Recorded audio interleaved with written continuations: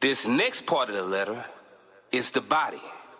And in the body, we're going to provide solutions to the problems that I just addressed in the greeting.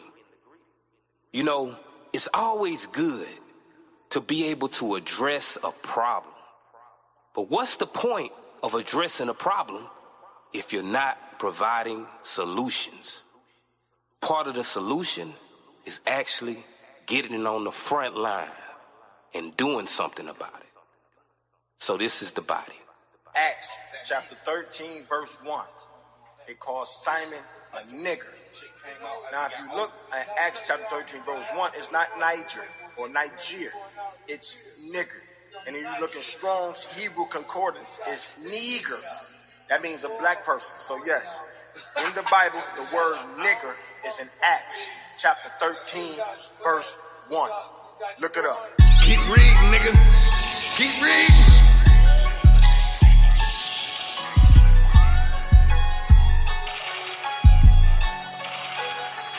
Acts 13 and 1 on the block, we them Jews, them true niggas.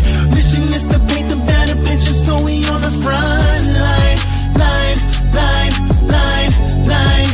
We on the front line. Knick-knack, paddywhack, and give a dog a bone jack. Word to Christ, he said it in the scriptures, so we on the front line.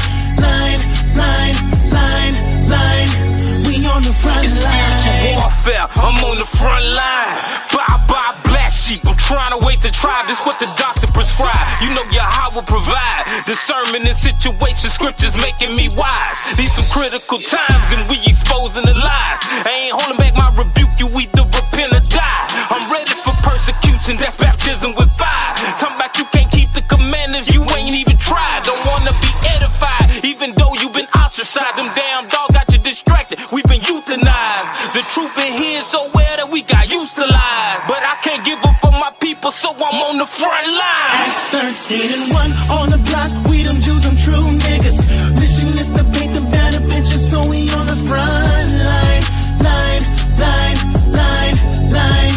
We on the front line. Knick-knack, paddywhack, and give a dog a bone jack. Word to They be Christ, acting like they don't know who he is, so we nigga. on the front line. But it's 12 gang and no gang on mine, man. 12 gang or no gang. It's 12 gang or it's no gang. I ain't affiliated with no blood gang. I ain't affiliated with no Crip gang. But I'm riding around with that stick, man. In every hood, in every city, in every state like Huey, man. I'm a Black Panther, I'm a real rider. I'ma hold it down for my niggas, man. It's the big dog. Hold up, real nigga roll call. Judah, Ephraim, Manasseh, Benjamin. I'm talking about Issachar. Levi, Naphtali. Hold up, Reuben and Zebulon. Asher, Simeon, Big Gad with the 12 tribes of the Most High. They gon' respect that. On the highways and byways, all through the ghetto where my niggas at. You can fuck around with the fuck around and get fucked around, no Diddy Black. On the front line with my niggas, nigga, I'm trying to bring the biddy back. On the blood I rep is the blood that Moses sprinkled on us where my niggas at. Acts 13 and 1 on the block, we them Jews, them true niggas. Mission is to paint the better picture, so we on the front line. We on the front line, man. We on the front line. Knick-knack, paddywhack, Hey, man, they really don't want us with it like that, I promise you. They talk about that one wall. I got my black boots down to the ground, nigga. This a real nigga roll call. Where my niggas at? I'm talking about my real niggas. Niggas that's ready to go to war about the Most High, man. Niggas that love they people. Niggas that love they finnos, man. Big dog. Like that. 12 gang or no gang on mine, man. 12 gang or no gang.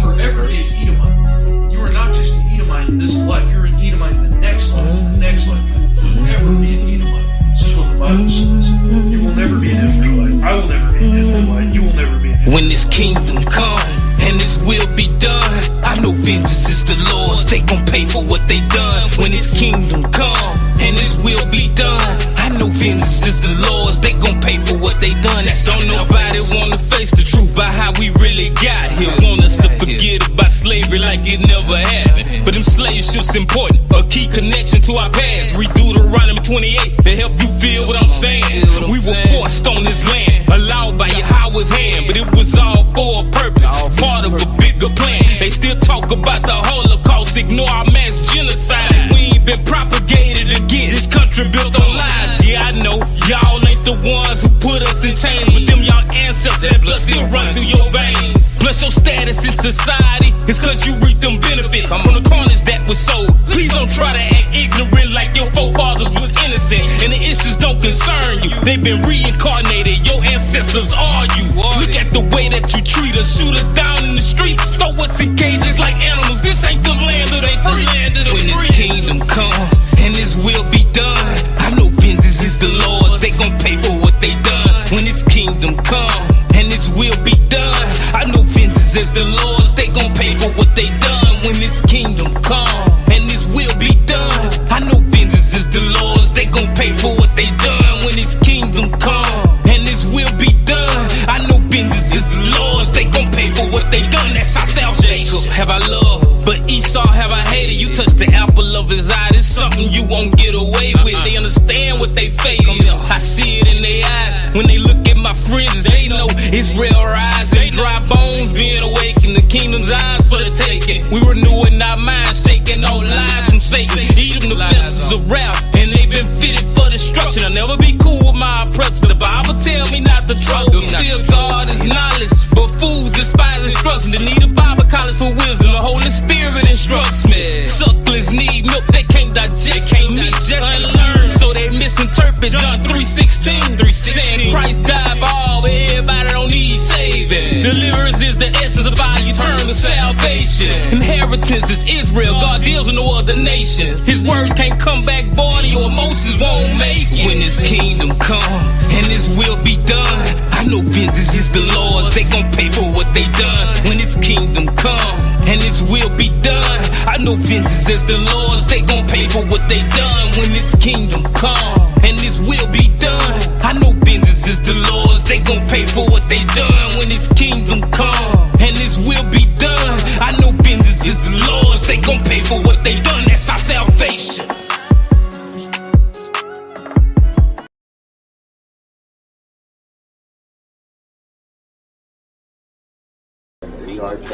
Yeah. I feel like that can get that conversation started.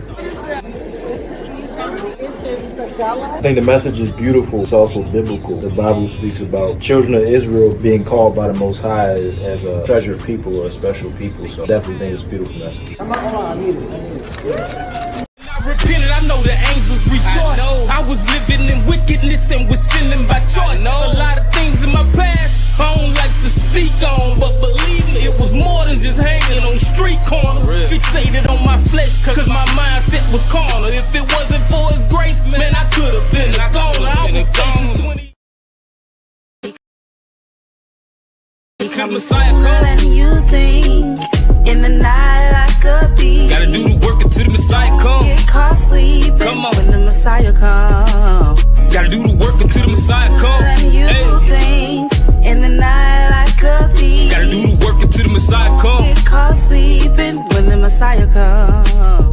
Gotta do the work. Procrastination come from Satan. Not action need to be affirmative. You got options, you got choices. The consequences are permanent. Just you and your well-being can't be all that you concerned with. What the use of having knowledge if nobody else is learning? You, we responsible for breaking the curse. It's on you. Don't be lazy. I'll put in some work. It's on you. Don't be stubborn, sis. Put the Most High first. You can win them by your conduct. You being observed. It's on you. We the reason we can't exit Babylon while we still getting destroyed. Don't know who we really are. It's on us. We who we waiting on, not the Messiah. Do the work you want. The kingdom gotta stay on fire. Shalom.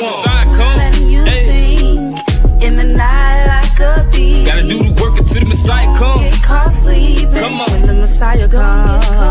Gotta do the work until the Messiah come. And you think in the night like a thief. Gotta do the work until the Messiah come. Get caught sleeping when the Messiah come. Gotta do the work until the Messiah come. Until the Messiah come. And you think Shalom, shalom, family. Get him on the stage, man. All praise to the Most High. Let me get this banner cleared off. Shalom, family. So, first we want to start off by giving all praise, honor, and glory to the Most High God, whose name is Yahweh. We do so by Shem Hamashiach, Yahweh Shai. That's in the name of his only begotten Son, who most around the world know as Jesus Christ. I'm your brother Hurt. And we got my aunt Aaron, and we also got a special guest, the brother Zamran, the servant. All praise to the Most High for the brother being able to join us on the stream today.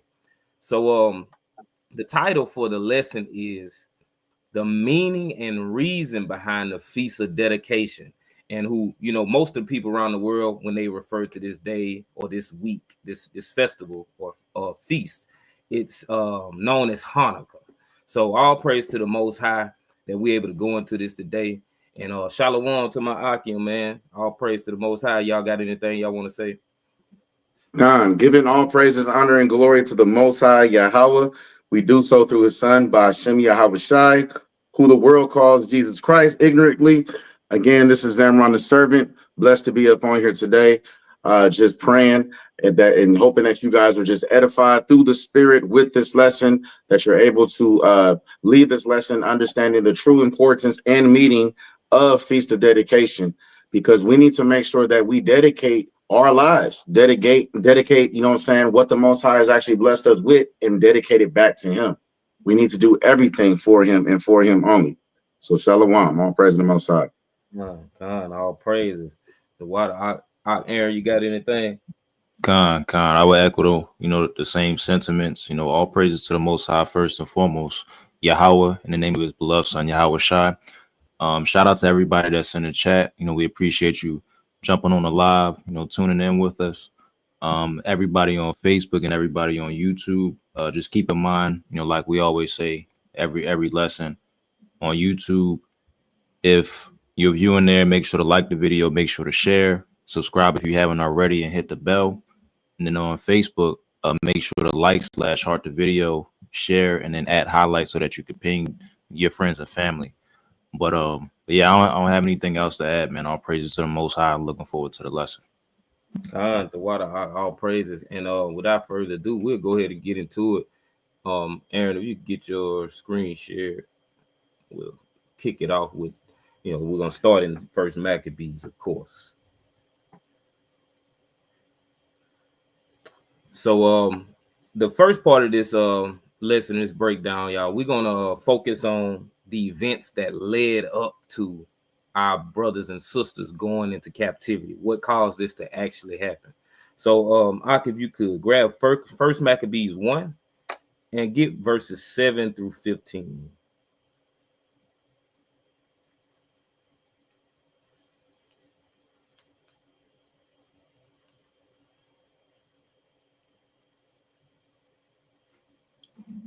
Khan, you want me to read it? Khan, yes, sir. Khan. It's the book of First Maccabees, chapter 1, starting at verse 7. So Alexander reigned 12 years and then died, and his servants bare rule, everyone in his place. And after his death, they all put crowns upon themselves. So did their sons after them many years, and evils were multiplied in the earth. And there came out of them a wicked root, Antiochus, surnamed Epiphanes, and son of Antiochus the king, who had been an hostage at Rome, and he reigned in the 137th year of the kingdom of the Greeks. In those days went there out of Israel wicked men, who persuaded many, saying, Let us go and make a covenant with the heathen that are round about us. For since we departed from them, we have had much sorrow. So this device pleased them well. Then certain of the people were so forward herein, that they went to the king, who gave them license to do after the ordinances of the heathen. Whereupon they built a place of exercise at Jerusalem, according to the customs of the heathen, and made themselves uncircumcised, and forsook the holy covenant, and joined themselves to the heathen, and were sold to do mischief. So just so everybody's on page with the history of the timeline on as far as what's going on at this point in time, verse 7 says, so Alexander reigned 12 years and then died. So this was after Alexander the Great, the Greek freak, whatever you want to call him. This is after he died. So it says in verse 9 that after his death, they all put crowns upon themselves. So did their sons after them many years, and evils were multiplied in the earth. So things actually got worse when Alexander the Greek passed away. They started to crown themselves. So they started to, want to assert their dominance in the land. So it says, and there came out of them a wicked root, Antiochus, surnamed Epiphanes, son of Antiochus, the king, who had been in hostage at Rome, and he reigned in the 137th year of the kingdom of the Greeks. So now they have a new ruler who's basically ruling and asserting his dominance in the land. So it says, in those days went there out of Israel wicked men who persuaded many, saying, let us go and make a covenant with the heathen that are round about us. For since we departed from them, we have had much sorrow. So this device pleased them well. So, of course, the heathen gonna be pleased that these Israelites who have the Most High God in their corner, as long as they keep the laws of God, start rejecting the commandments and saying, hey, King Antiochus, we're going to follow you and we're going to follow the ways of the heathen. So this is what's leading up to Israelites going into this captivity, because they're actually rejecting the Most High God. And when they don't reject them and they follow the Most High God, they're actually protected. It says, then certain of the people were so forward herein that they went to the king, who gave them license to do after the ordinances of the heathen. Whereupon they built a place of exercise at Jerusalem, according to the customs of the heathen. So when you look at this custom, these customs of the heathen, it says they built a place of exercise. This ain't to say that it's something wrong with you building a gymnasium for you to go and work out and exercise. It says they built this place of exercise at Jerusalem according to the customs of the heathen. So what were the customs of the heathen when it came to a place of exercise being built? Ak, if you could share that picture of these Greeks. So we see right here a picture of the Greeks, and they're at their place of exercise. And what are they doing? They're wrestling naked. So this is where this homosexuality became very prevalent in the world, from the Edomites, the Idumeans, the Greeks. So this is the manner that they would have built this place of exercise. Not that just because they built the exercise, a place to exercise, that it was going off. No, it was going off to do it after the manner of the Idumeans. And Zamran, I'm pretty sure he got a point. Con, and that's a great point. And this is history. And again, a lot of our people don't understand is that this Bible is actually a part of our history. It's explaining our history in full detail that's been removed from us, that has not been taught to us in these schools.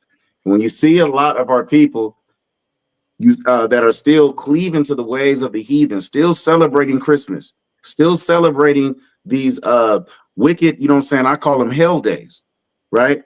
This is just due to the fact of Stockholm Syndrome, because what is done back then is still going on right now. There's nothing new under the sun.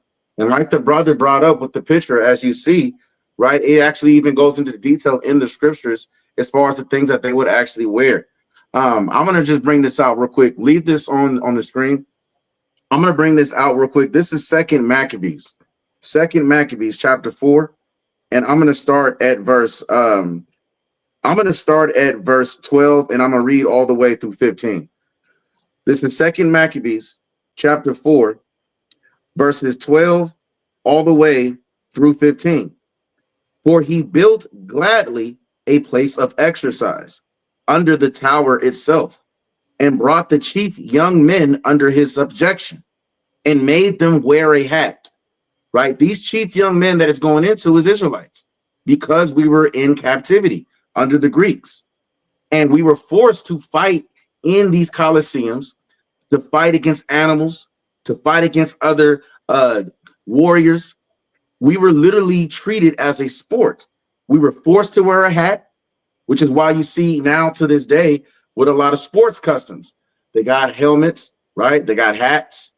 Nothing is new under the sun, right? Verse 13. And it says,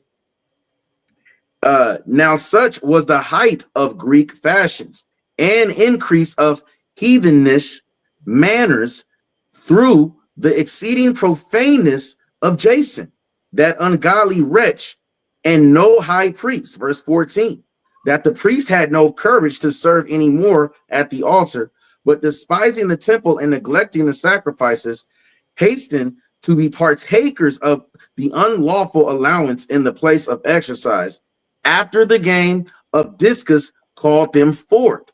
Verse 15, my point. Not setting by the honors of their fathers, but liking the glory of the Grecians best of all. How was our enemies of the Greeks able to get us to follow their ways and their customs? The same way that the other nations, the other empires, right, have gotten us to follow their customs through force, bloodshed, murder, rape, slavery.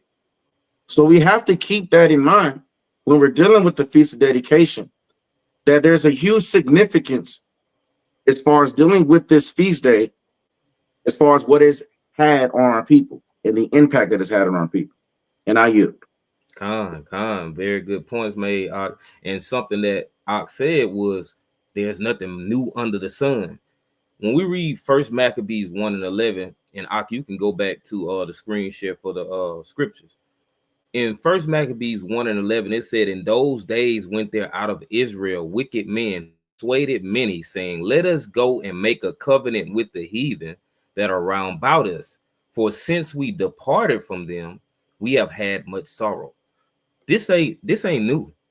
Israelites did this before. And we're going to go to that account. Numbers 14, verses 1 through 4.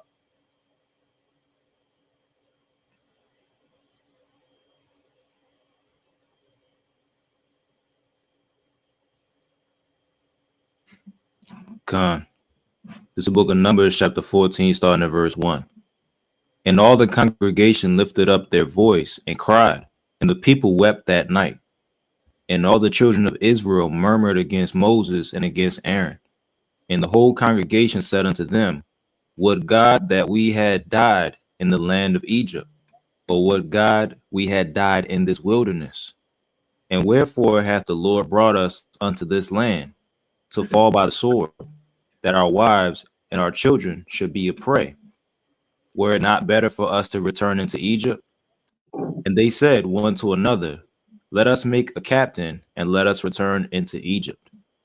So after they got delivered out of their captivity, these folks wanted to go back into their captivity because of not being pleased with certain things that they were facing, regardless of all the mess they went through when they was in the land of Egypt. And it's just crazy because that's just showing the lack of faith. That's just showing the lack of loyalty to the Most High God, that instead of going through the things that they would go through at that time, they would just rather go back into captivity. And we see the same spirit in Israelites today. And we seen the same thing in the Maccabean period. So it's nothing new under the sun. All right, give me verses 5 through 9. Continuing on, verse 5. Then Moses and Aaron fell on their faces before all the assembly of the congregation of the children of Israel.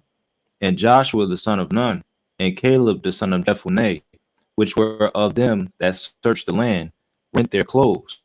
And they spake unto all the company of the children of Israel, saying, the land which we passed through to search it is an exceeding good land. So like in verse 8, if the Lord delight in us, then he will bring us into this land and give it us, a land which floweth with milk and honey.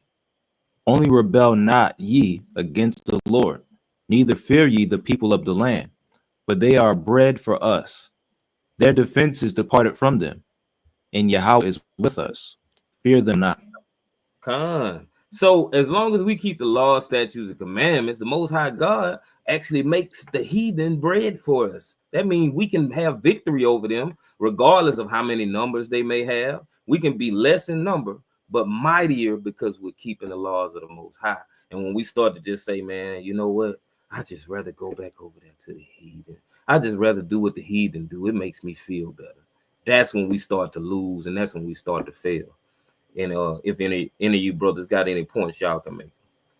Yeah, brother Jeshurun, can you please pull up Isaiah chapter 31, verses 1 all the way through 3?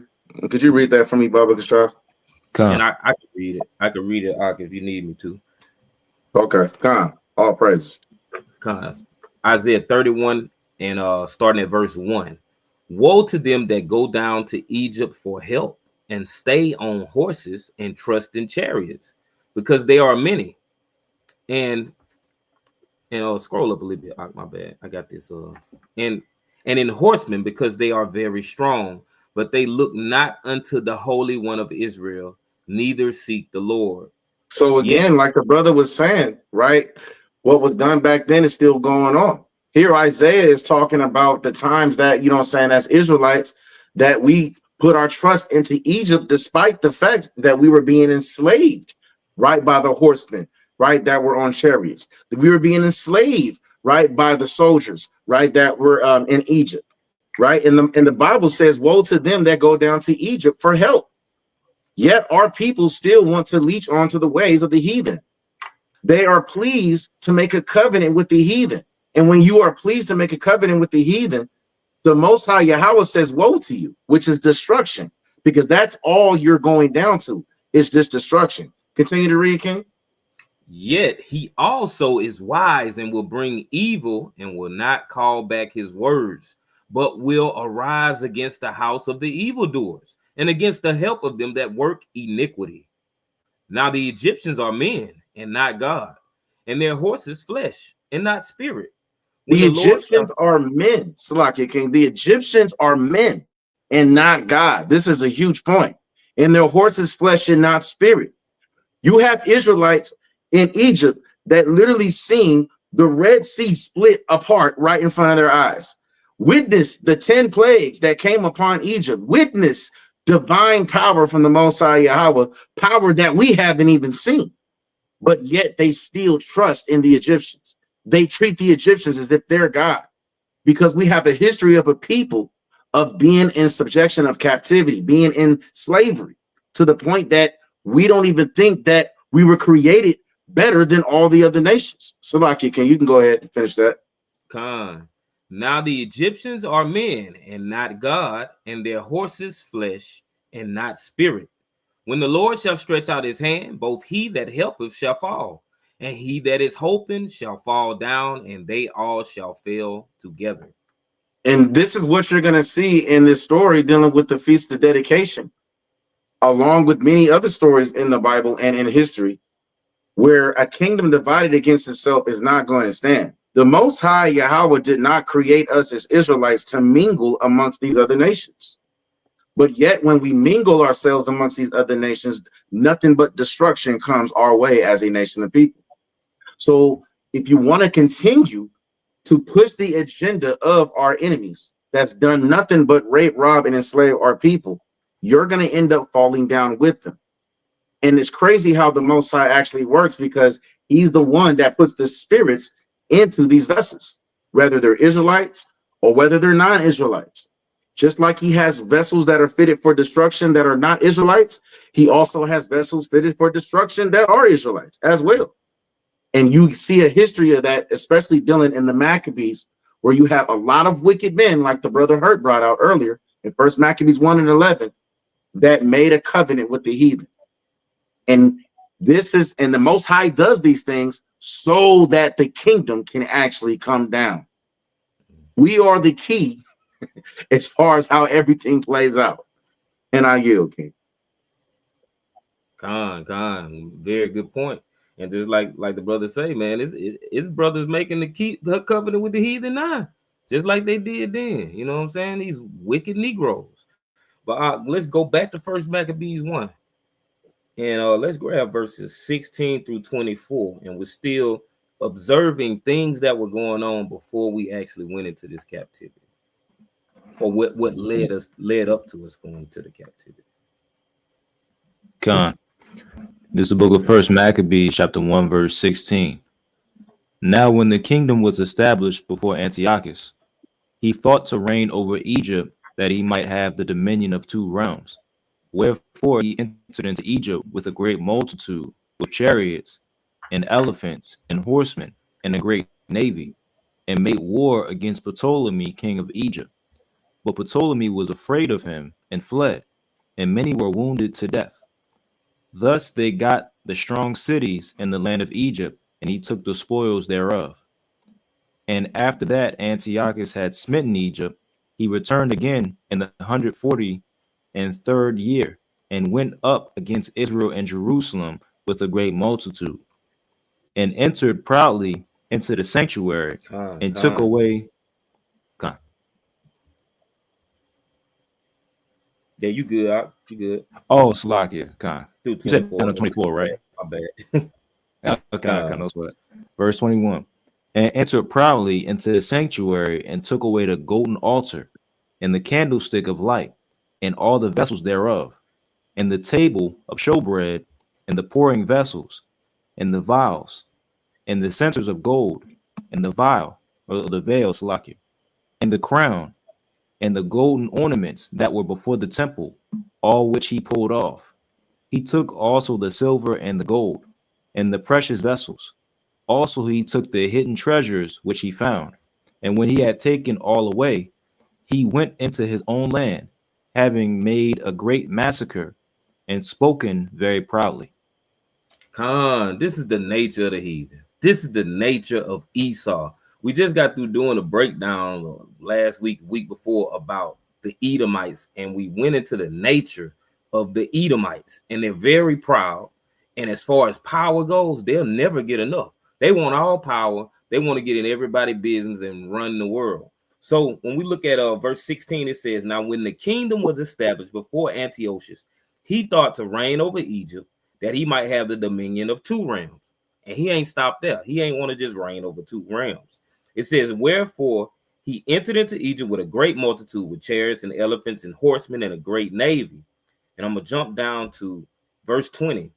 It says, and after that, Antiochus had smitten Egypt, he returned again in the 143rd year and went up against Israel and Jerusalem with a great multitude.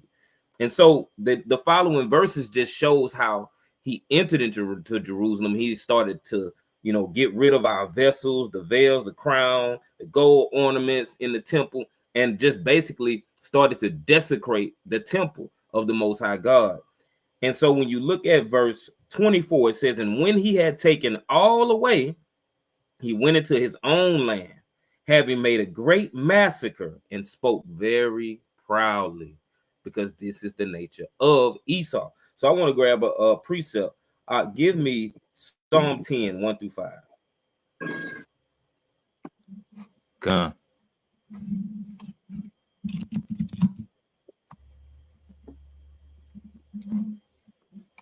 This is the book of Psalm, chapter 10, starting at verse 1.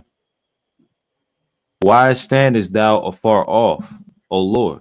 Why hidest thou thyself in times of trouble? The wicked in his pride doth persecute the poor. Let them be taken in the devices that they have imagined. For the wicked boasteth of his heart's desire, and blesseth the covetous, whom Yahweh abhorreth. The wicked, through the pride of his countenance, will not seek after God. God is not in all his thoughts. His ways are always grievous. Thy judgments are far above out of his sight. As for all his enemies, he puffeth at them. So it says in verse 2, the wicked in his pride doth persecute the poor. Let them be taken in the devices that they have imagined. So the wicked is still doing this today, but eventually the Most High God is going to make them be taken in the devices that they have imagined. Their pride is going to be the ultimate result of their downfall, them believing that nobody can touch them, nobody can stop them. And when we start keeping these laws, statutes, and commandments, we're able to withstand this attack that they have on us. And he said, Edom is known for speaking proudly in the days of our distress. Very much so. They still do it till this day.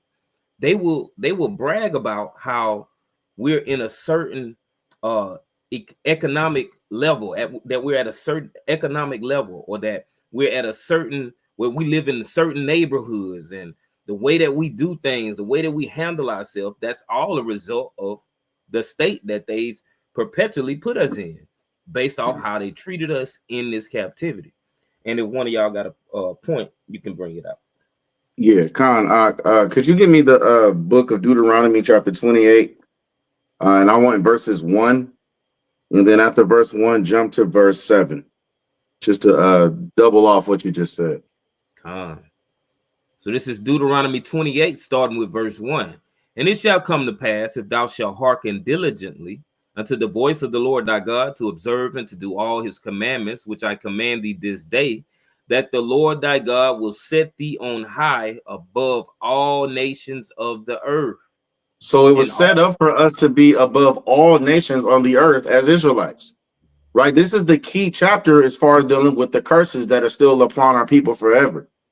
And we can get back to this. The Most High can set us up. He wants to set us up in this position. But our people are stiff-necked. Our people still want to hold on to the heathens and follow their ways.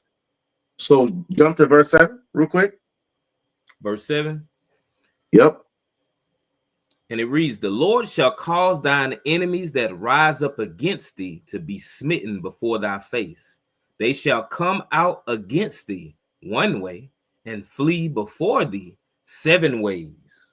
And see, when you read Deuteronomy chapter 28, verses 1 all the way through 14, it's literally the flip side on what we see on the curses from verses 15 through 68. So when we're not keeping the commandments and we're disobeying the Most High Yahweh, the Most High is going to have our enemies rise up against us, and we're not going to be able to smite them. We're not going to be able to get them to flee. We're not going to be able to fight them off. The Lord is going to allow them to conquer us. We've seen a history of this generation after generation after generation, because from generation to generation, we're still not keeping the laws of God. We are still not operating in the heritage that the Most High gave us. So here you see the blessing that the Most High can have for you. And see, and the great thing about this, man, is that, you know what I'm saying, we're going to go into Judas Maccabeus and his sons. And they keep the commandments. They are serious about keeping the laws of God. And you're going to find out that they're going to encounter situations like this where they run into their enemies. But because of the Most High, understanding that they're keeping the commandments, the Most High had their back. And this is what we want for us as Israelites, especially living in these last days. We want the Most High to answer us, to have our back when we call his name in a time of trouble. And I yield, King. Very good point.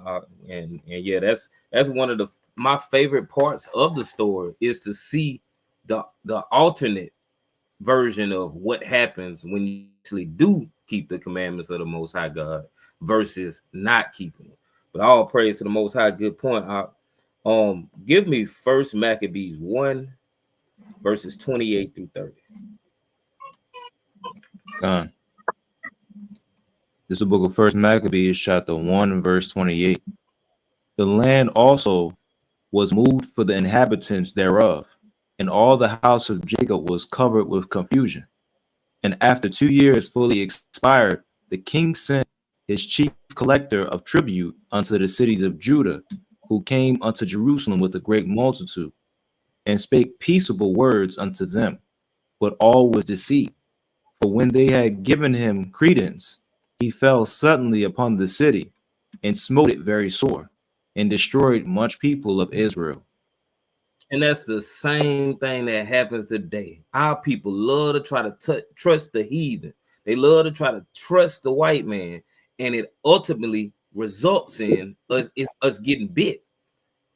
So I want you to get a precept out, Sirach 12, 10 through 13. Gone.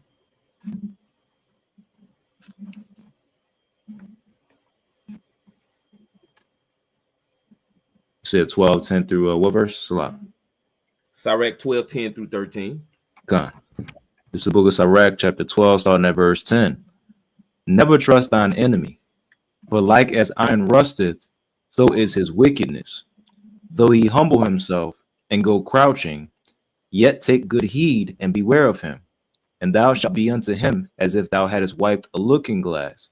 Thou shalt know that his rust hath not been altogether wiped away. Set him not by thee, lest when he hath overthrown thee, he stand up in thy place. Neither let him sit at thy right hand, lest he seek to take thy seat. And thou at the last remember my words, and be pricked therewith.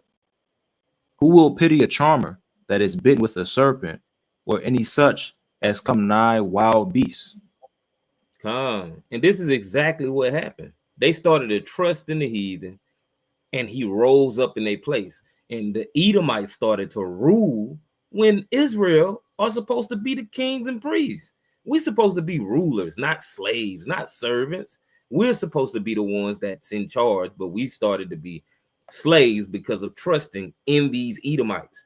So when we look back at First Maccabees 1 and verse 30, it says, and spake peaceable words unto them, but all was deceit. That was them crouching, just like it showed us in Sirach 12. Don't trust them because they come crouching and trying to convince you that, oh, I come in peace. Brother, it's okay. I love you.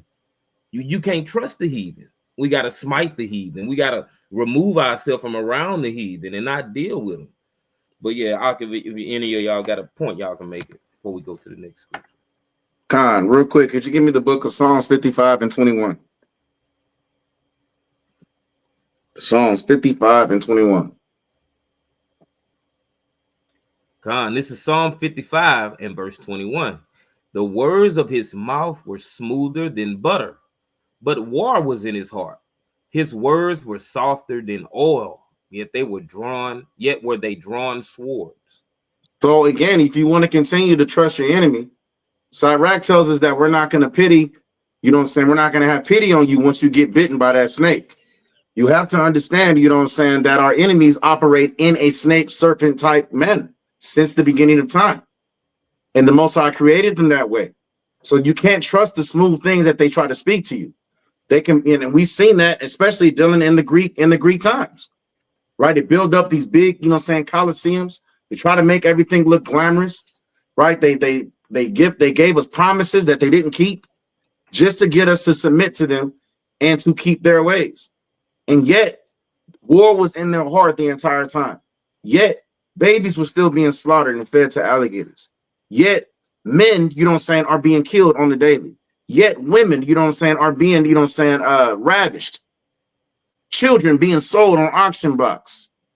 The enemy has always had war in his heart. That's why there's always been war between the righteous and the wicked. You have to decide in these last days what side you're going to go on. Is that going to be the righteous or is it going to be the wicked? Because if you keep choosing the wicked, you're going to end up falling down with them. And I yield again. Khan, all praise the water out. Beautiful point. So let's get back to First Maccabees, and let's so we're going to transition from, we were going over these events leading up to the captivity. Now we're actually transitioning to view the events that were going on during the captivity. So I'll give you First Maccabees chapter 1 verses 41 through 50.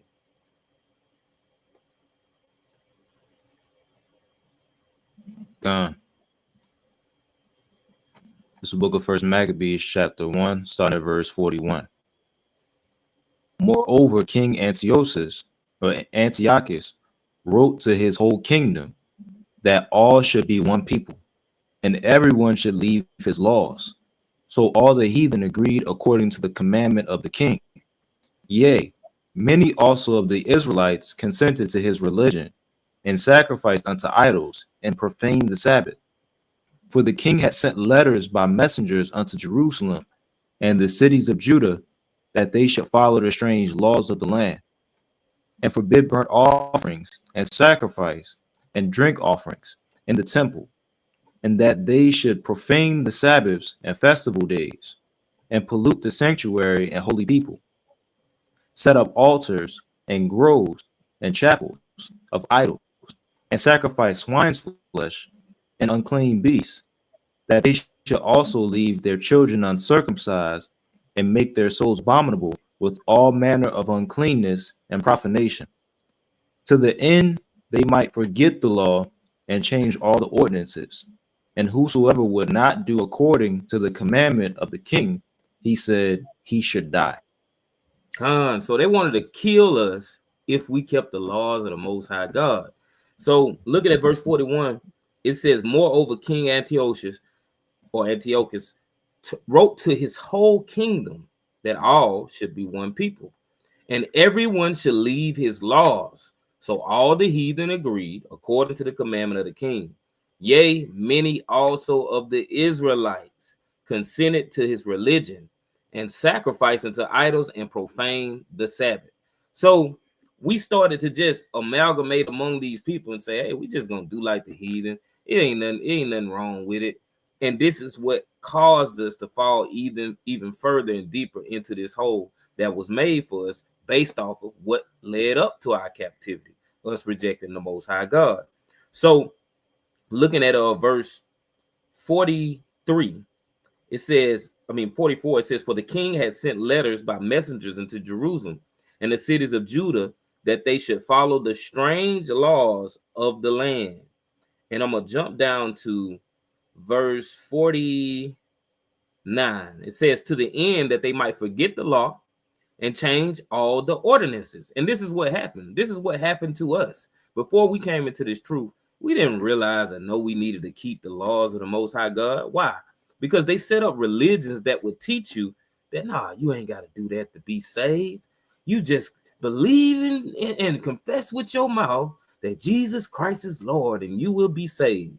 This stems from us allowing these people to manipulate us so far back that it continued on throughout our generations. So in verse 50, it says, and whosoever would not do according to the commandment of the king, he said he should die. So, Ak, if you could grab 2 Maccabees 7, verses 1 through 9, because I want to highlight and show that a lot of our brothers and sisters weren't going for it. You said 7, 1 through 9? Yes, sir. This is the book of Shalom, sister, daughter of a king, sister Zuli. This is the book of 2 Maccabees, chapter 7 and verse 1. It came to pass also that 7 brethren with their mother were taken and compelled by the king against the law to taste swine's flesh, and were tormented with scourges and whips. But one of them that spake first said thus, what wouldest thou ask or learn of us? We are ready to die, rather than to transgress the laws of our fathers. Then the king, being in a rage, commanded pans and cauldrons to be made hot, which forthwith, being heated, he commanded to cut out the tongue of him that spake first, and to cut off the utmost parts of his body, the rest of his brethren, and his mother looking on. Now when he was thus maimed in all his members, he commanded him, being yet alive, to be brought to the fire, and to be fried in the pan.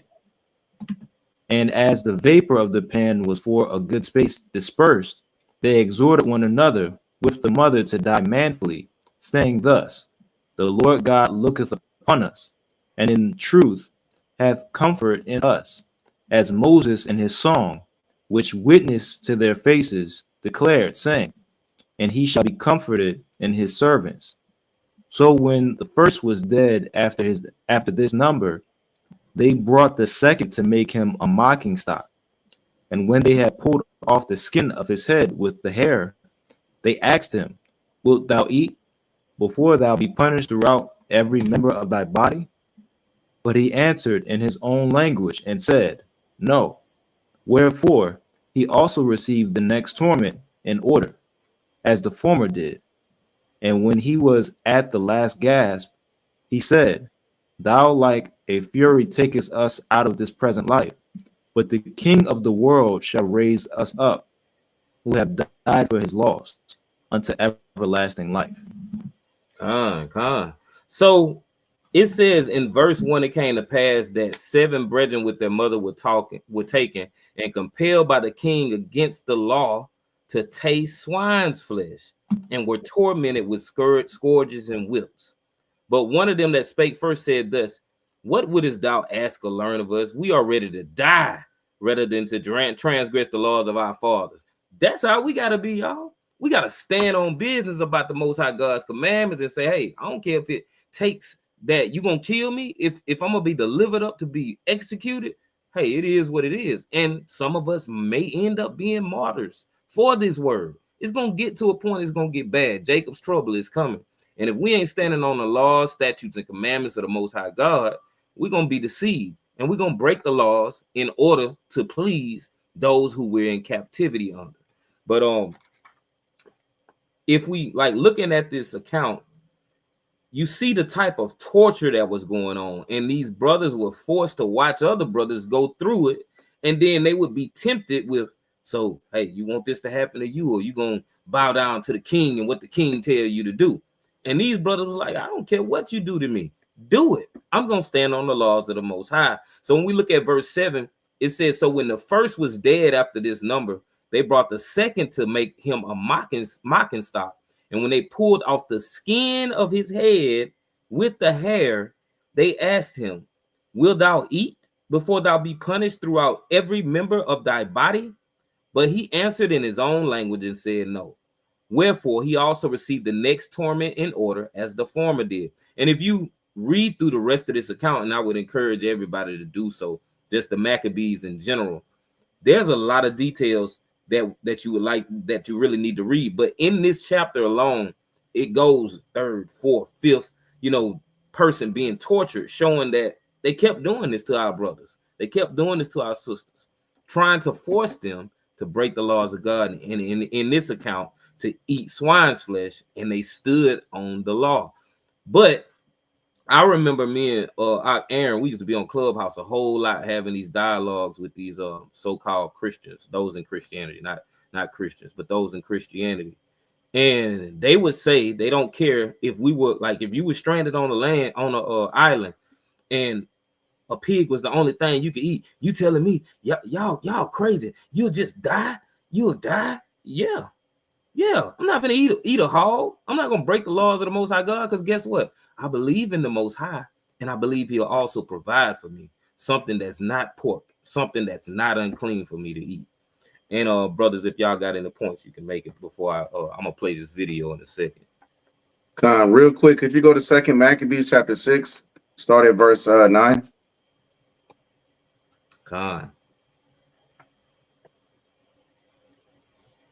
And read all the way through 10. Gotcha. So this is 2 Maccabees chapter 6, verse 9 and 10. It says, and whoso would not conform themselves to the manner of the Gentiles should be put to death. Then might a man have seen the present misery. For there were 2 women brought who had circumcised their children, whom they had openly led round about the city. The babes handing at their breasts, they cast them down headlong from the wall. So you see the laws that were set up from these wicked individuals upon our people during the times that we were living in Greece, living in the Greek, lands. And if you keep the laws of the Most High, if you profess yourself at all to be a Jew or to be an Israelite, to proclaim your nationality and heritage the Most High gave you, at this time you will be put to death, like the brother was going into. There are many accounts in the Maccabees that shows how our people were put to death strictly for standing stiffly for the name of Yahweh Shai. And we were commanded to do this.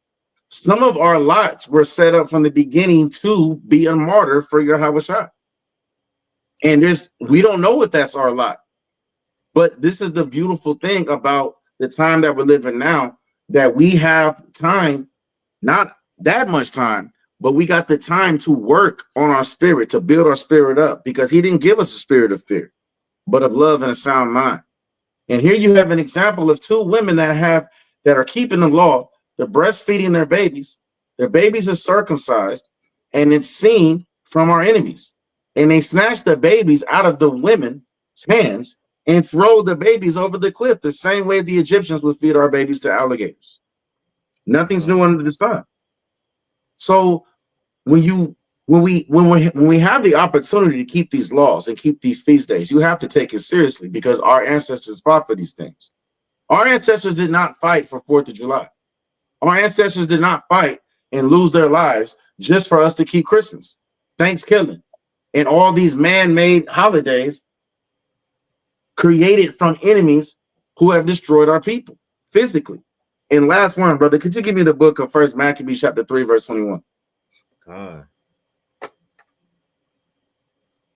First Maccabees chapter 3, verse 21.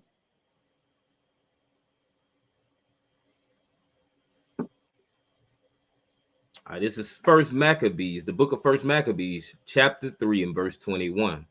But we fight for our lives and our laws. And that's the main statement that we're pushing in this lesson, is that we're going to have to continue to fight for our lives and our laws with the times that we're getting ready to approach. Because Daniel said that we're going to approach a time that's like no other, which means it's going to be worse than what we're reading here dealing during the Greek times. So we have these examples, right? Which is why the Bible says that we need, I want to say it's in Deuteronomy. In Deuteronomy 32. We waiting on. Yeah, we ready for that. God, no, it's all good, King. But we want to make sure that we're fighting for our lives and our laws. Get all this knowledge and wisdom, because that's going to be the stability of the times that we're approaching. And I yield, King. Con. And all praise to the Most High. Beautiful point, beautiful precepts also. So y'all, I want to play this video for y'all, because these are they proclaim to be Israelites, but y'all finna see what these people was doing on Thursday. That's what we waiting on. We waiting on Yahweh Shai to all praises. So that's what we waiting on. All right, that's what we waiting on. We waiting on Yahweh Shai to come back to make it complete. But until then, Judah's gonna represent until Yahweh Shai get back, and the northern and southern kingdom can become one stick. All right, all of you out there, I pray you're doing the same. Don't let none of these clowns tell you that, you know, this day you can't do this and that day you can't do that. That's not the law of liberty. Law of liberty is when you do what the fuck you want to do, because the Most High said you could. Don't listen to man. All right. Let's get a view of the spread here. Gonna make the Pharisees mad. Now, what I want you to do, we'll put the camera here. Am I in there? What I want you to do is I want to make sure that you get the hams. They like when we do that. Come in there. Did you get the juices? Ooh, look at there. I'm looking for 4,000 insults. All right. Y'all see that ham? Bring it in again. Bring it in. Real slow. There you go. Y'all see that ham? Ooh, ain't that? No, wait a minute. Do y'all see that swine? Hey, check it out. Check out the turkey. All right. Hey, and bring it up here. That's the pork roast. Oh, that's pork roast? Yeah. Oh, shit.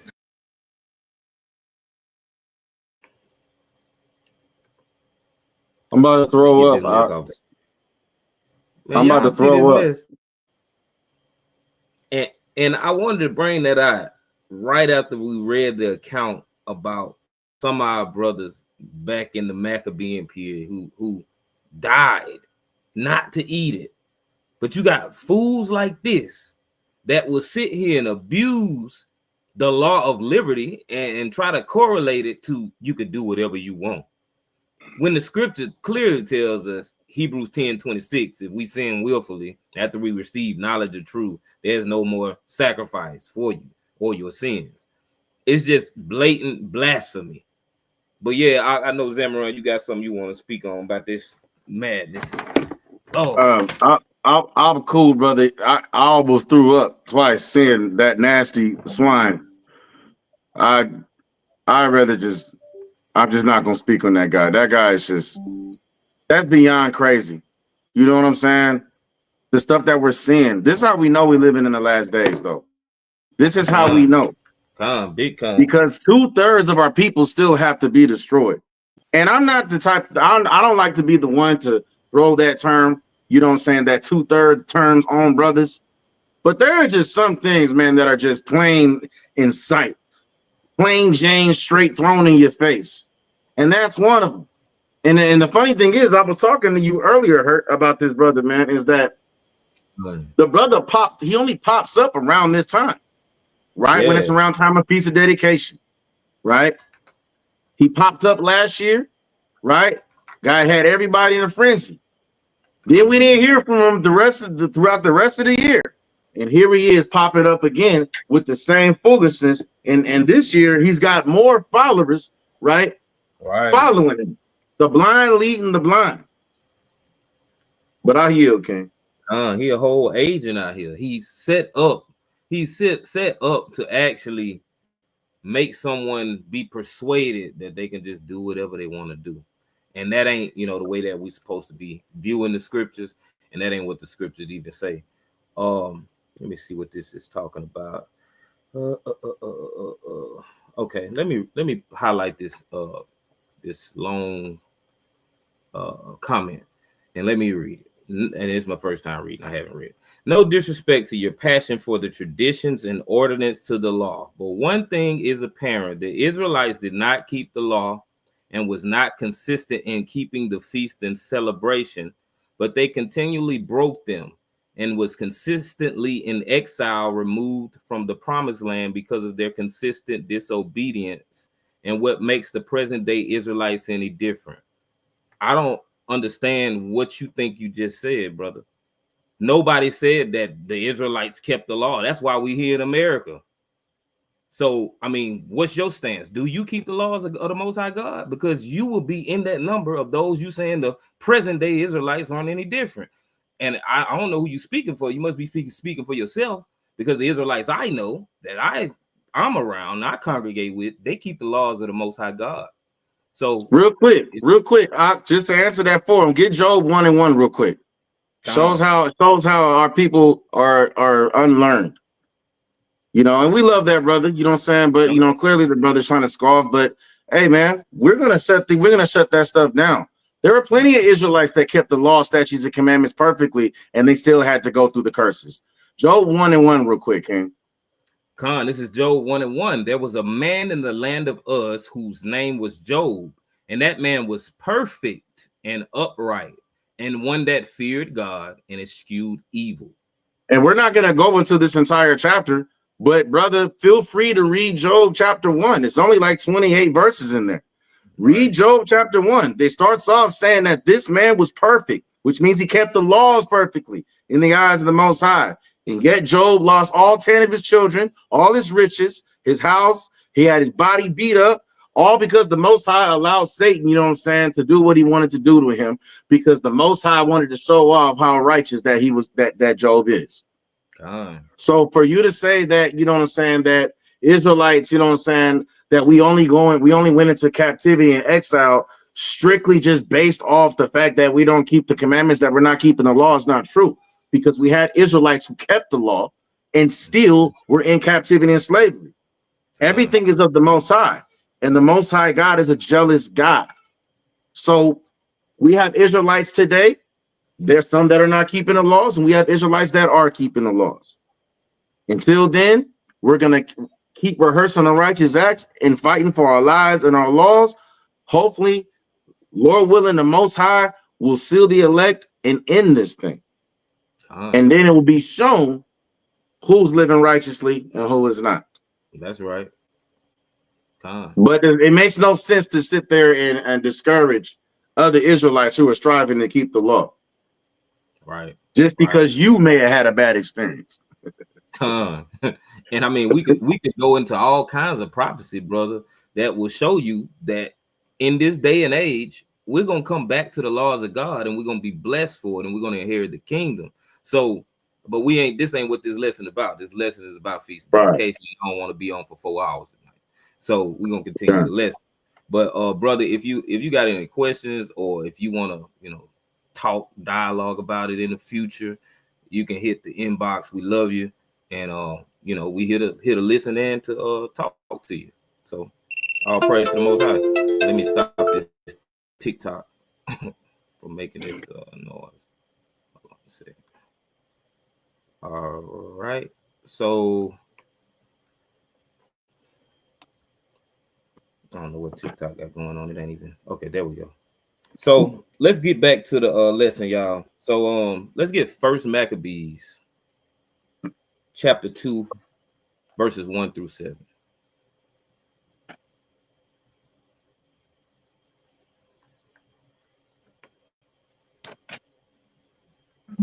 Con. This is the book of First Maccabees, chapter 2, starting at verse 1. In those days arose Mattathias, the son of John, the son of Simeon, a priest of the sons of Jehoiarib from Jerusalem, and dwelt in Modin. And he had 5 sons, Johanan, called Cadiz, Simon, called Thasi, Judas, who was called Maccabeus, Eleazar, called Avram, and Jonathan, whose surname was Alphas. And it's like in verse 6. And when he saw the blasphemies that were committed in Judah and Jerusalem, he said, Woe is me! Wherefore was I born to see this misery of my people and of the holy city, and to dwell there, when it was delivered into the hand of the enemy, and the sanctuary into the hand of strangers.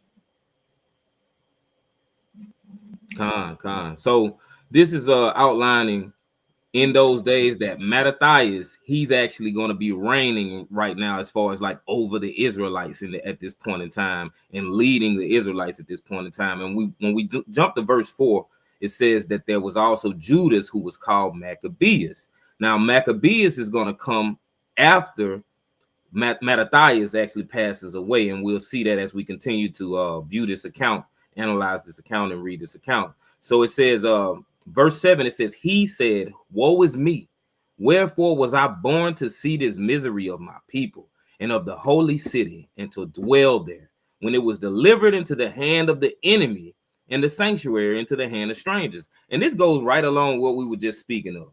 There were always Israelites who wasn't going for it, that wasn't going to just break the laws of the Most High God. They stood on the laws of the Most High God. They ain't going, just like I ain't going. And I know these brothers ain't going. We going to keep these laws until the death of us. Thus said Yahweh, Holy Spirit, as it continues to abide with us. So give me verses 14 through 22. And Shalom, brother Jamal. This is the book of First Maccabees, chapter 2, verse 14. Then Mattathias and his sons rent their clothes and put on sackcloth and mourned very sore. In the meanwhile, the king's officers, such as compelled the people to revolt, came into the city of Modin, to make them sacrifice. And when many of Israel came into them, Mattathias also and his sons came together. Then answered the king's officers and said to Mattathias on this wise, Thou art a ruler and an honorable and great man in this city, and strengthened with sons and brethren. Now therefore come thou first, and fulfill the king's commandment, like as all the heathen have done, yea, and the men of Judah also, and such as remain at Jerusalem. So shalt thou and thy house be in the number of the king's friends, and thou and thy children shall be honored with silver and gold, and many rewards. Then Mattathias answered and spake with a loud voice, Though all the nations that are under the king's dominion obey him and fall away, every one from their religion, or from the religion of their fathers, and give consent to his commandments, yet will I and my sons and my brethren walk in the covenant of our fathers. God forbid that we should forsake the law and the ordinances. We will not hearken to the king's words to go from our religion, either on the right hand or the left. We got to stand up for the Most High God, and don't forsake his laws on the right hand or the left, no matter how small the commandment may seem, and no matter how big the commandment may seem. We got to keep the laws of the Most High. And it's just refreshing to read text where we see that our brothers were going through this, because we go through this today. It breaks our heart when we got family members and friends that we love so much and we've been knowing for so long, and we can't make them keep the laws of God. But we still got to try to shine our light so that they can understand that they got to keep these laws. Brothers, y'all got any points y'all can make? You got it, King. That was a great point. That was a great point. You got it. The water. So let's read verses 23 through 26. Jumping down to verse 23. Now, when he had left speaking these words, there came one of the Jews in the sight of all to sacrifice on the altar which was at Modin, according to the king's commandment. Which thing, when Mattathias saw, he was inflamed with zeal, and his reins trembled, neither could he forbear to show his anger according to judgment. Wherefore he ran and slew him upon the altar. Also the king's commissioner, who compelled men to sacrifice, he killed at that time, and the altar he pulled down. Thus dwelt he zealously for the law of God, like Phinehas did unto Zambri, the son of Salom. Ain't nothing new under the sun. It's gonna come a time the Most High God gonna have to use his men as men of war. And we're gonna have to stand up for the Most High God and keeping his commandments. So there's a specific account as being addressed in verse 26. It says, thus dealt he zealously for the law of God, like as Phinehas did unto Zambri, the son of Salom. So I'll give me that account in Numbers 25, verses 6 through 8, so we can analyze what's being spoken of and why it was handled in that manner.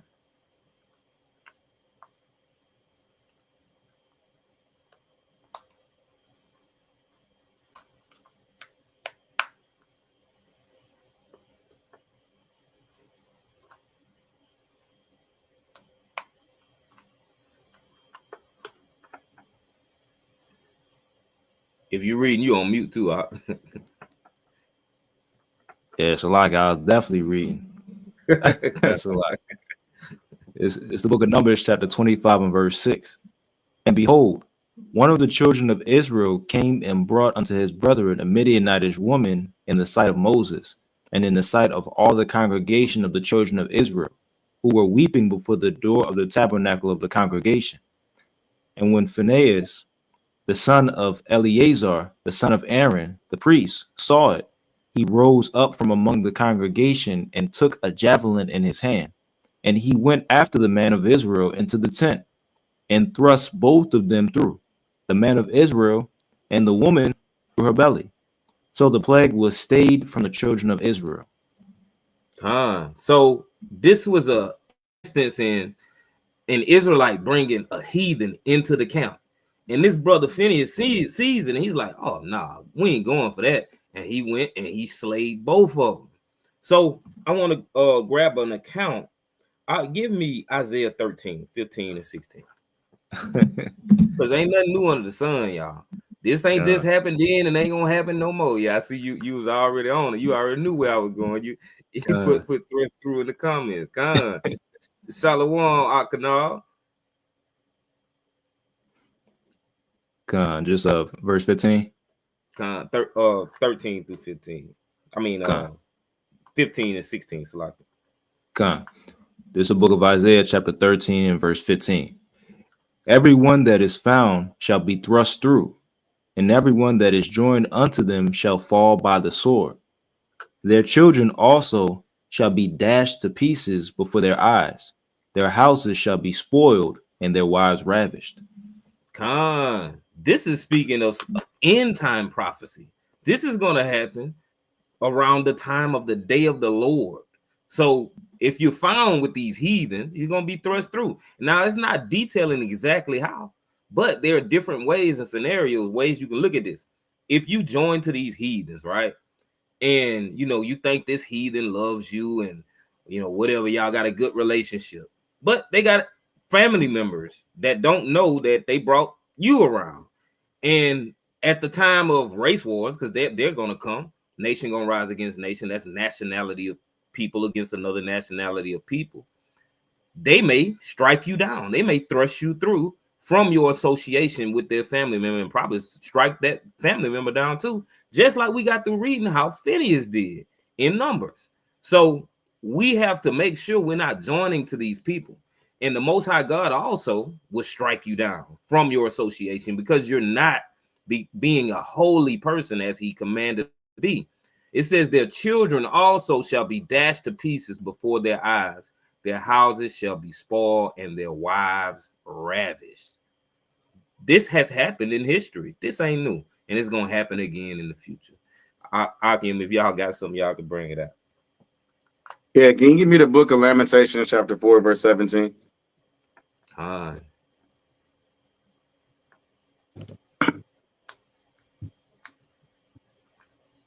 This is Lamentations chapter 4 and verse 17. As for us, our eyes as yet failed for our vain help. In our watching, we have watched for a nation that could not save us. So if you're going to keep looking towards these other nations that have nothing to do with the Most High, that have nothing to do with us as Israelites, you're going to find yourself falling down with them. That's the problem. Instead of us looking to the Most High Yahweh through his son Yahushai, instead of us looking at through the prophets, the things that they wrote about, the visions that they received, instead of us looking at what was going on before our time, we're too busy, again, holding on hand in hand with the heathen, when the Most High already has a judgment for them. The judgments that's coming upon the heathen, we don't want no partakes of. It's a fearful thing to fall into the hands of the living God. So I'm not going to fear what a heathen is going to do to me just because I want to keep these laws, statutes, and commandments. I'm going to stand stiffly for the name of the Most High. Last one, King. Give me the book of I want to say Second Esdras, chapter 2, verse 23. Let me double check that real quick. Second Esdras, chapter 2, verse 47. Slaki. 2 and 47. And then I'll let you have it. Because this is the type of spirit that Judas Maccabeus and the rest of his brothers had, including their father, right? Mattathias. This is the type of spirit that we want to exhort, especially when we're living in this, when we're dealing with a spiritual warfare that's going to end up turning physical. Go ahead. This is Second Esdras chapter 2, verse 47. So he answered and said unto me, it is the Son of God, whom they have confessed in the world. Then began I greatly to commend him that stood so stiffly for the name of the Lord. So we got to stand stiffly for the name of Yahweh. If you want to receive, you know what I'm saying, those white robes, right? If you want to receive that new spiritual body where we're going to be physically in tune to keep the commandments. This is what we're fighting for. We're fighting for those new spiritual bodies. These are the things that that Judas Maccabeus and the rest of his brothers had on their mind as they're facing death, to the point that the Most High was with them to where they were able to conquer their enemies. And I yield, King. Beautiful point. Let's grab First Maccabees 2. And let's get verses 27 through 38, because these scriptures we're about to read, it shows us something that's very important. And I'm going to go ahead and let Art read that. 27 through 38. This is the book of First Maccabees, chapter 2, starting at verse 27. And Mattathias cried throughout the city with a loud voice, saying, whosoever is zealous of the law and maintaineth the covenant, let him follow me. So he and his sons fled into the mountains, and left all that ever they had in the city. Then many that sought after justice and judgment went down into the wilderness to dwell there, both they and their children and their wives and their cattle, because afflictions increased sore upon them. Now when it was told the king's servants and the host that was at Jerusalem in the city of David, that certain men who had broken the king's commandment were gone down into the secret places in the wilderness, they pursued after them a great number, and having overtaken them, they camped against them and made war against them on the Sabbath day. And they said unto them, let that which ye have done hitherto suffice. Come forth and do according to the commandment of the king, and ye shall live. But they said, we will not come forth, neither will we do the king's commandment to profane the Sabbath day. So then they gave them the battle with all speed. Howbeit they answered them not, neither cast they a stone at them, nor stopped the places where they lay hid, but said, let us die all in our innocency. Heaven and earth will testify for us that ye put us to death wrongfully. So they rose up against them in battle on the Sabbath, and they slew them with their wives and children and their cattle, to the number of 1,000 people. So this is 1,000 Israelites that gets slaughtered. And when we look at verse 27, it says, and Mattathias cried throughout the city with a loud voice, saying, whosoever is zealous of the law and maintaineth the covenant, let him follow me. And the way that I view this is Yahweh through Mattathias calling us to repent. It's the same thing in this day and age. You can wait till it's too late. And when it's too late, now you try to turn to the Most High God, and you're not going to receive this salvation per se in a situation. We're not talking about ultimate salvation, because hey, these brothers and sisters that got slayed maybe are going to receive salvation because they stood for the Most High. They just didn't move when they should have. And something that's very key is that, we're stronger together. So they should have moved when Mattathias asked. They didn't. So we see what happened. It says, so he and his sons fled into the mountains and left all that ever they had in the city. Then many that sought after justice and judgment went down into the wilderness to dwell there, both they and their children and their wives and their cattle, because afflictions increased sore upon them. So it says, now when it was told the king's servants and the host that was at Jerusalem in the city of David, that certain men who had broken the king's commandment were gone down into the secret places in the wilderness, they pursued after them a great number, and having taken them, camped against them, made war against them on the Sabbath day. So when Mattathias and his sons fled, they went into the mountains, and you had other Israelites after them fled into the wilderness. And so this only went after those that went into the wilderness. Why? Because they're weaker without Mattathias and the other soldiers. So this was basically them setting themselves up for the kill.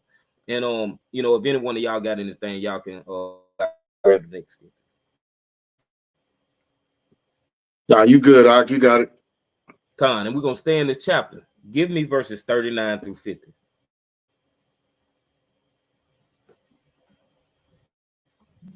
Con. Continuing on, this is verse 39. Now when Mattathias and his friends understood hereof, they mourned for them right sore. And one of them said to another, if we all do as our brethren have done, and fight not for our lives and laws against the heathen, they will now quickly root us out of the earth. At that time, therefore, they decreed, saying, whosoever shall come to make battle with us on the Sabbath day, we will fight against him. Neither will we die all, as our brethren that were murdered in the secret places. Then came there unto him a company of Assyrians, who were mighty men of Israel. Even all such were voluntarily devoted, devoted unto the law, or devoted, Also all they that fled for persecution joined themselves unto them, and were a stay unto them. So they joined their forces and smote sinful men in their anger, and wicked men in their wrath. But the rest fled to the heathen for succor. Then Mattathias and his friends went round about and pulled down the altars, and what children soever they found within the coast of Israel uncircumcised, those they circumcised valiantly. They pursued also after the proud men, and the work prospered in their hand. So they recovered the law out of the hand of the Gentiles, and out of the hand of kings, neither suffered they the sinner to triumph. Now when the time drew near that Mattathias should die, he said unto his sons, now hath pride and rebuke gotten strength, in the time of destruction and the wrath of indignation. Now therefore, my sons, be ye zealous for the law, and give your lives for the covenant of your fathers. The water. So when Mattathias saw what happened, of course it made him sad. It made them sad in general to see that happen to their people. But they learned from that also that, hey, we ain't gonna be like that. We're not gonna let the heathen come against us and destroy us. We're gonna stand on these laws and we're gonna fight when we have to fight. It says now in verse 50, now therefore, my sons, be ye zealous for the law and give your lives for the covenant of your fathers. That's the type of attitude we supposed to have, y'all. Point blank, period. Whatever it's gonna come to, it's gonna come to. But we gotta stand. That's it. Point blank, period. So give me First Maccabees 3, verse 1 through 9. We pretty much getting close to the end of this thing now.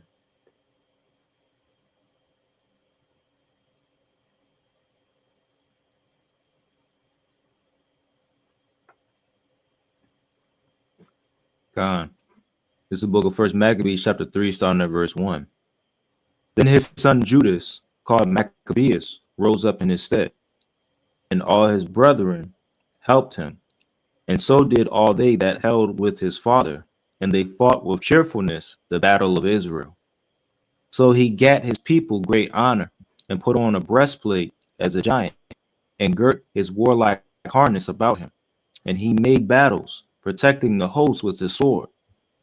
In his acts he was like a lion, and like a lion's whelp, roaring for his prey. For he pursued the wickedness, for he pursued the wicked, and sought them out, and burnt up those that vexed his people. Wherefore the wicked shrunk for fear of him, and all the workers of iniquity were troubled, because salvation prospered in his hand. He grieved also many kings, and made Jacob glad with his acts, and his memorial is blessed forever. Moreover, he went through the cities of Judah, destroying the ungodly out of them, and turning away wrath from Israel, so that he was renowned unto the utmost part of the earth, and he received unto him such as were ready to perish. So Maccabees basically made a big name for himself where folks ain't want to play with Israel. They knew that their captain, their leader, wasn't going for it, and so he built up a name as far as what he would do if you came against the Israelites. So verse 9 says, so that he was renowned unto the utmost part of the earth, and he received unto him such as were ready to perish. So this was a big part of why they feared them, because the men that he would recruit were ready to die for the laws of the Most High God. So this is how we're supposed to be. We don't supposed to be shaky and shady about keeping the laws of God, and we get faced with some type of tribulation, some type of turmoil, and then we fold under pressure. Nah, we got to be able to stand in the face of adversity, stand in temptation. So give me verses 52 through 60 in this same chapter. Okay.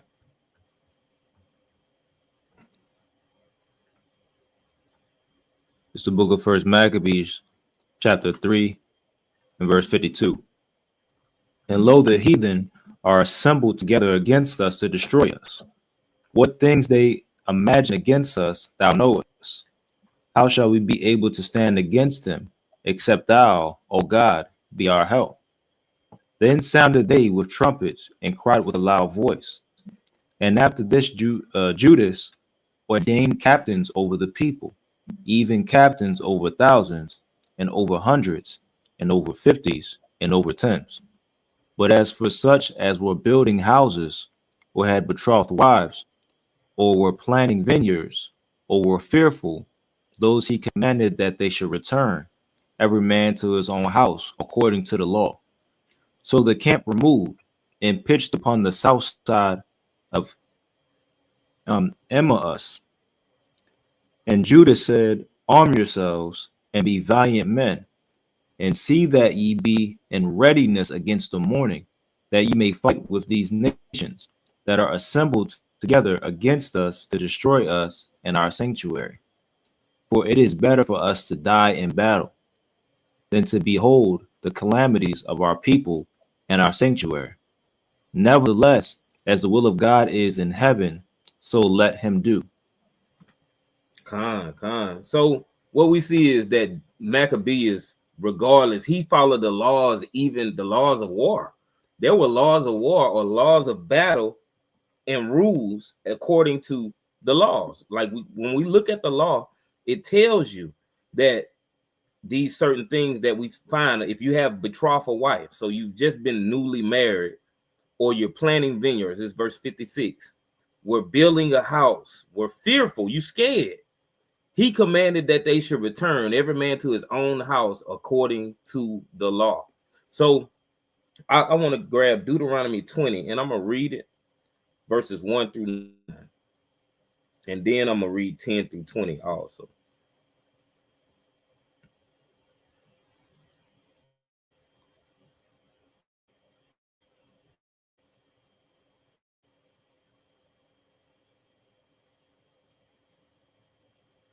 Okay, Salaki.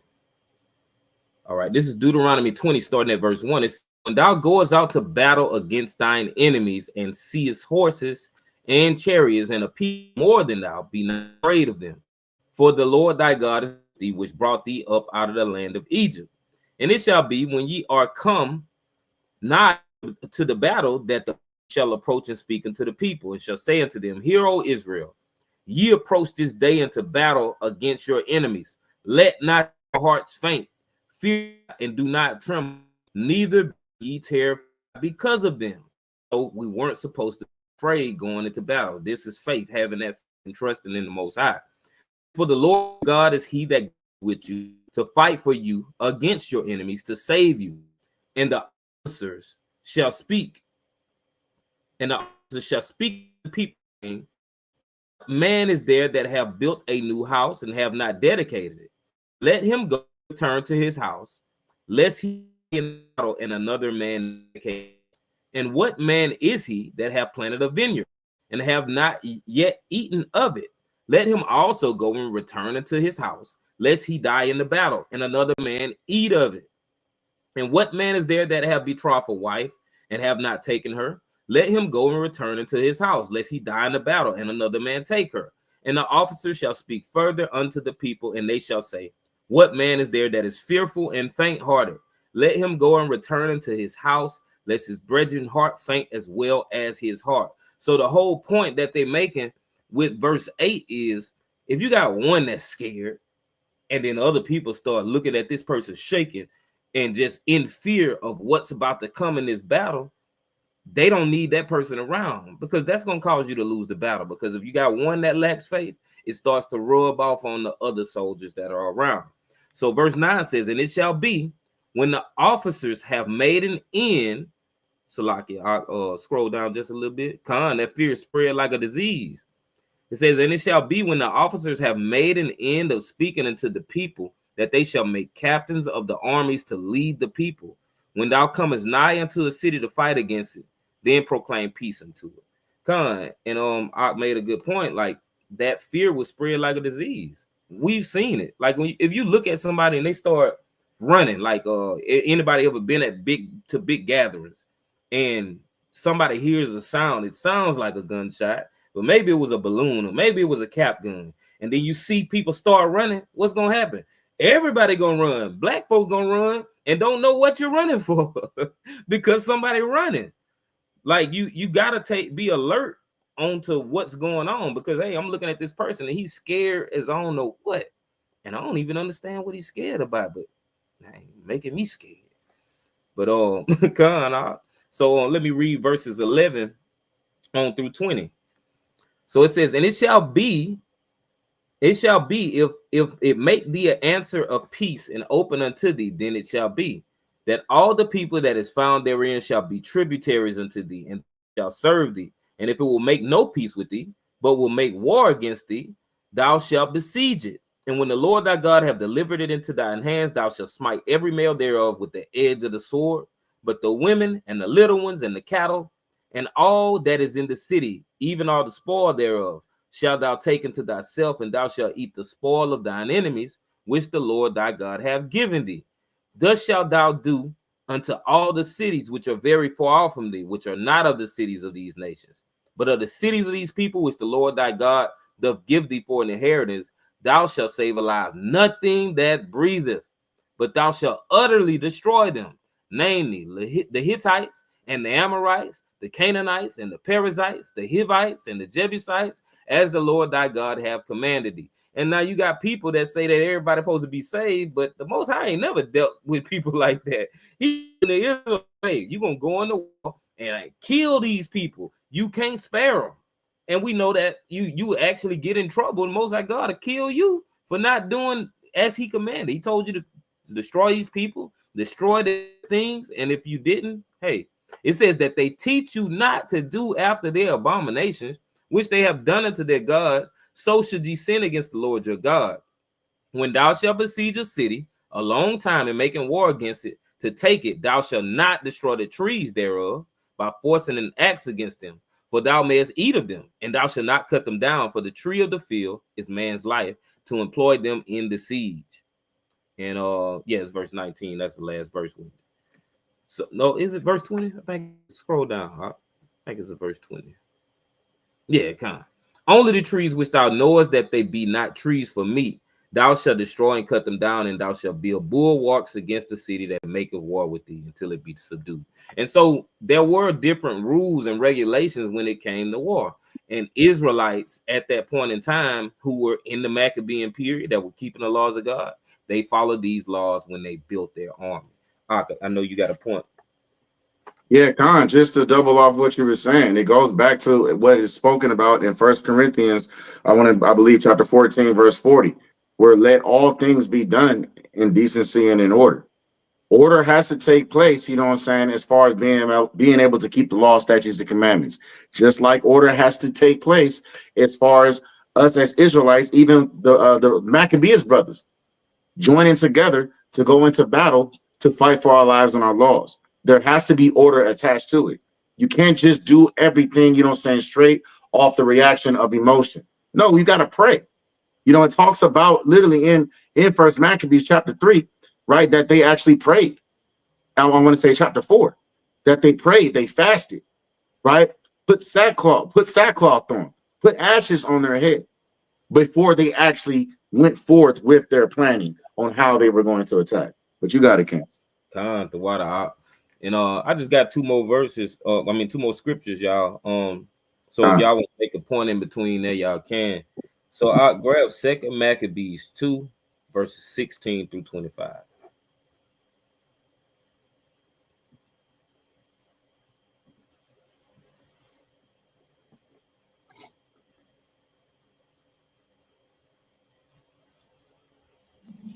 Con, you said 16 on down to 25? Yes, sir. Con, this is the book of 2 Maccabees, chapter 2, starting at verse 16. It says, whereas we then are about to celebrate the purification, we have written unto you, and ye shall do well, if ye keep the same days. We hope also that the God that delivered all his people and gave them all in heritage and the kingdom and the priesthood and the sanctuary, as he promised in the law, will shortly have mercy upon us and gather us together out of every land under heaven into the holy place. For he hath delivered us out of great troubles and hath purified the place.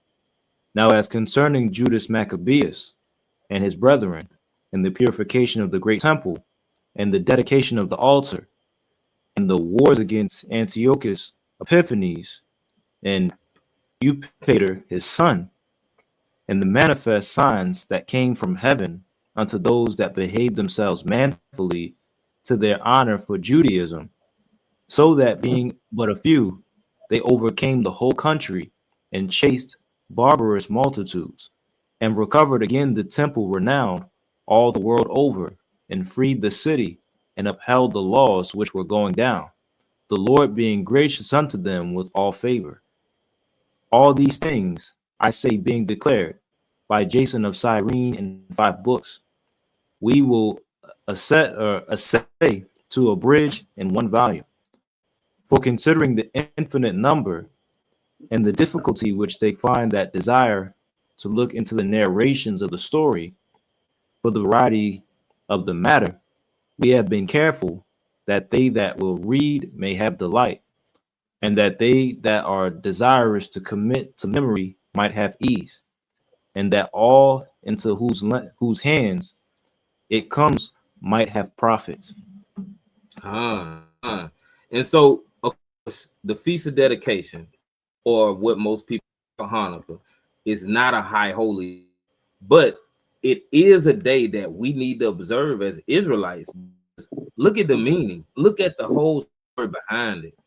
Our people were able to come back from a situation like seeing out all of the times. We endured so many things. We've been through so many things as people. Even the modern, transatlantic slave trade that we know of. We've through these different difficulties. And so when we look at verse 16, it says, whereas we then are about to celebrate the purification, we have written unto you, and ye shall do well if ye keep the same days. Why not? Why not celebrate us having victory over the enemy?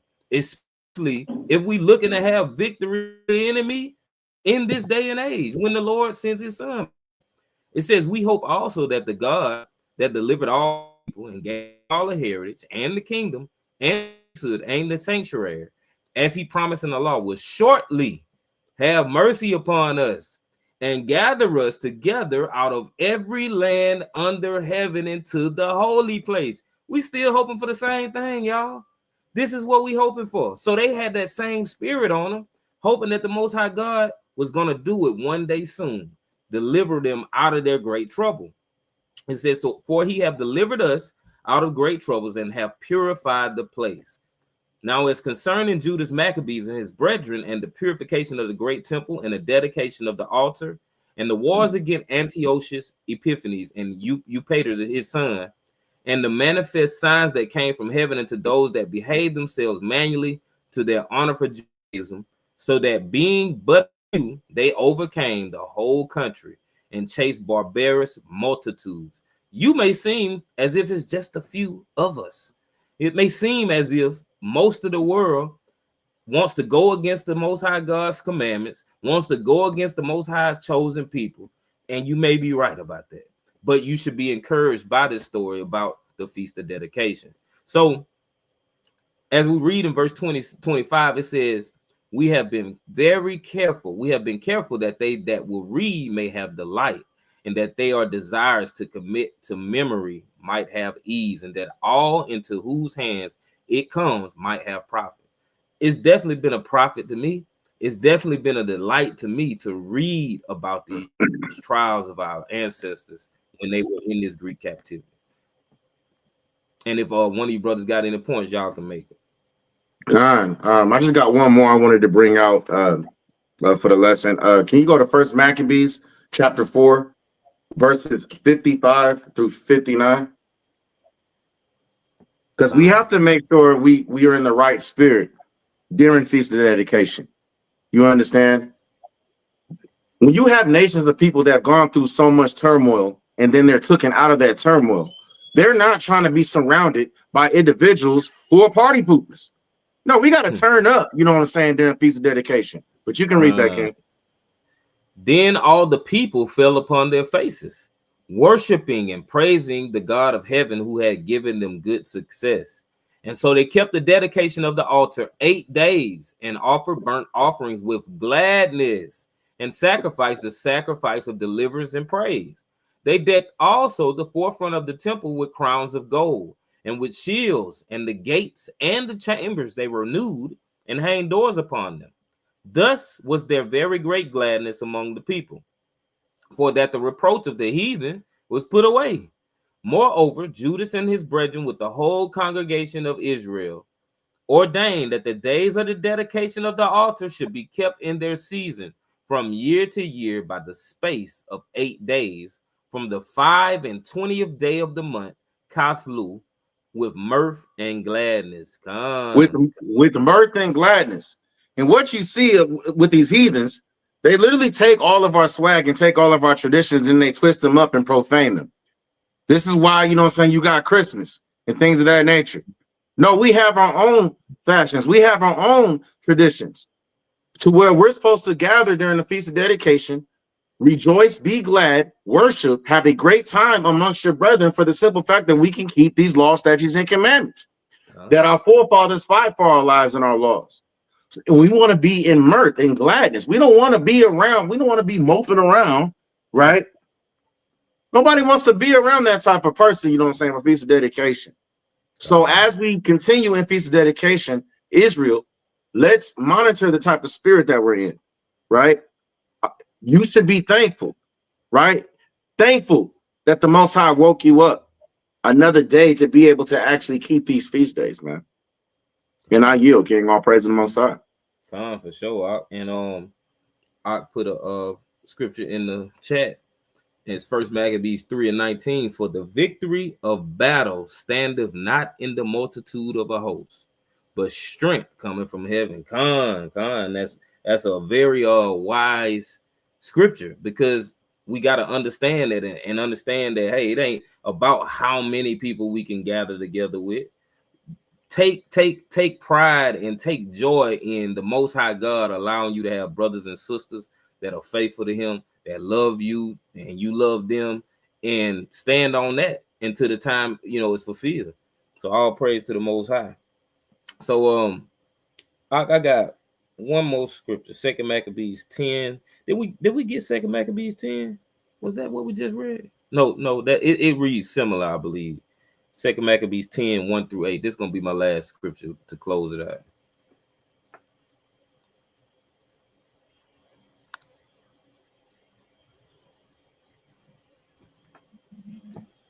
Gone.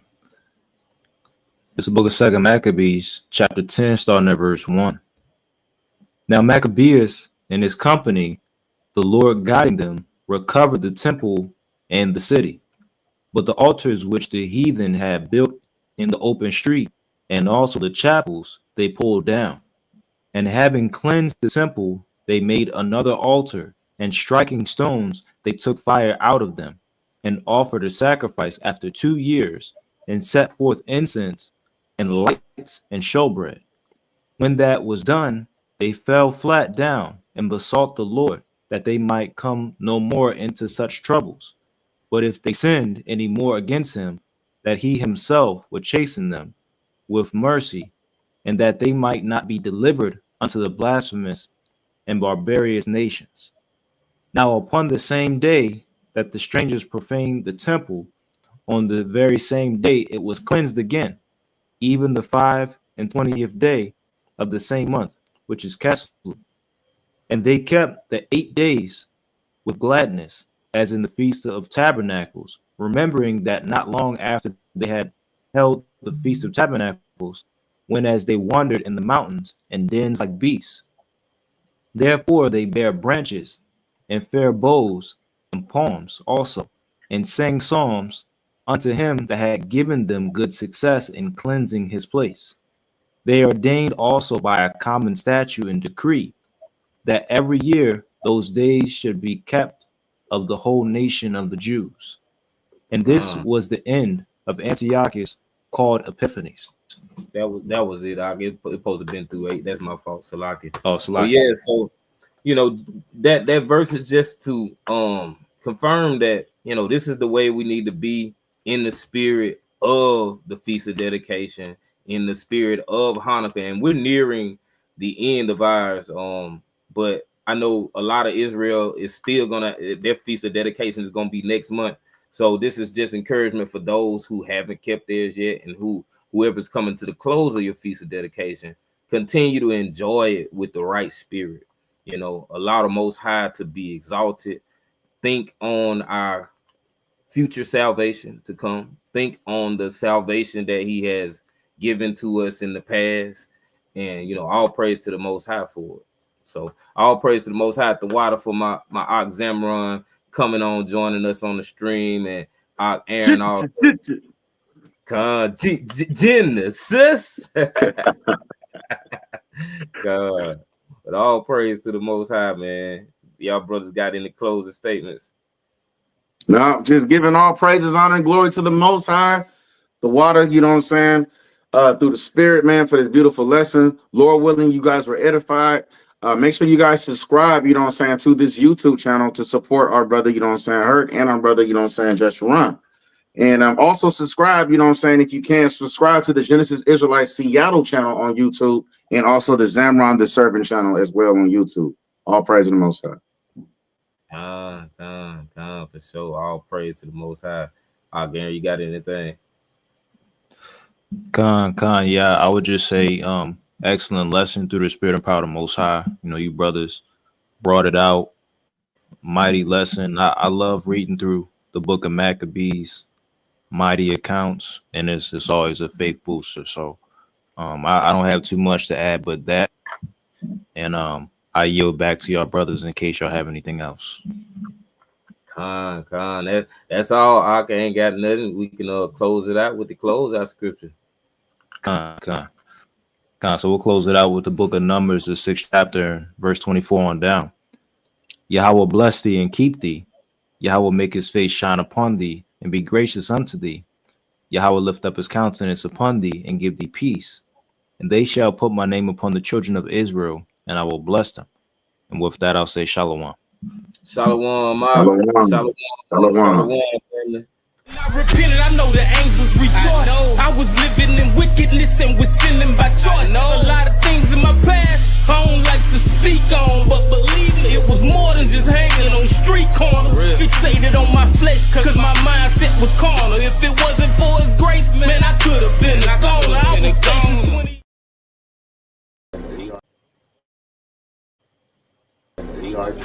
Yeah. I feel like that need to get a conversation started.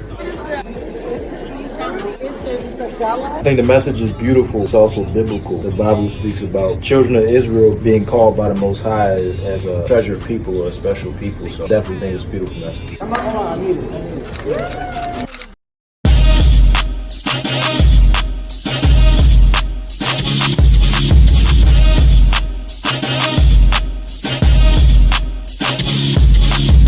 It ain't for everybody. It ain't for everybody. It ain't for everybody.